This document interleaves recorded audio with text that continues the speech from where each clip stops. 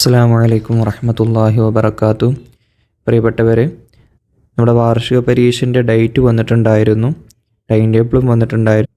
എന്നാൽ അതിൽ ചെറിയൊരു തിരുത്തൽ വന്നിട്ട്, അപ്പോൾ പരീക്ഷ എങ്ങനെയൊക്കെയാണ് ഏതൊക്കെയാണ് മാറ്റം വരുത്തിയിട്ടുള്ളതെന്ന് നമുക്ക് നോക്കാം.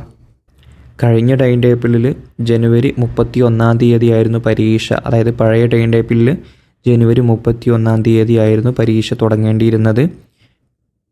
ശേഷം ഫെബ്രുവരി 1, 2 ഈ 3 ദിവസങ്ങളിലായിരുന്നു പരീക്ഷ നിശ്ചയിച്ചിട്ടുണ്ടായിരുന്നത്.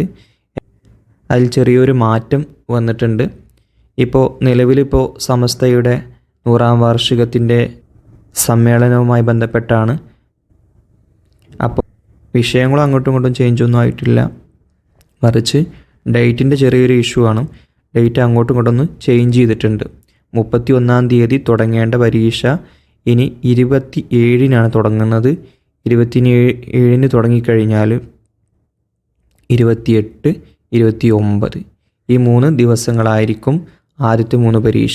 പിന്നീട് സമസ്തയുടെ 100-ാം വാർഷികം കഴിഞ്ഞ ശേഷമായിരിക്കും 10-ാം തീയതി തുടങ്ങുക. പിന്നെ 10-ാം തീയതിയാണ് പരീക്ഷ വരുന്നത്.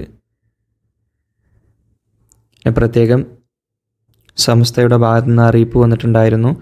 സമസ്ത 100-ാം വാർഷിക സമ്മേളനവുമായി ബന്ധപ്പെട്ടിട്ട് 1, 2 തീയതികളിൽ നടത്താൻ നിശ്ചയിച്ചിരുന്ന ജനറൽ മദ്രസ വാർഷിക പരീക്ഷകൾ യഥാക്രമം, അതായത് ക്രമം തെറ്റാതെ തന്നെ അതേ രൂപത്തിൽ തന്നെ പരീക്ഷയ്ക്ക് ഓരോ വിഷയത്തിന് ചേഞ്ചൊന്നുമില്ല, മറിച്ച് യഥാക്രമം വാർഷിക പരീക്ഷകൾ ജനുവരി 27, 28, 29 അതായത് ചൊവ്വ, ബുധൻ അതുപോലെ വ്യാഴം ഈ ദിവസങ്ങളിലായിട്ട് നടക്കുമെന്ന് അറിയിച്ചിട്ടുണ്ട്.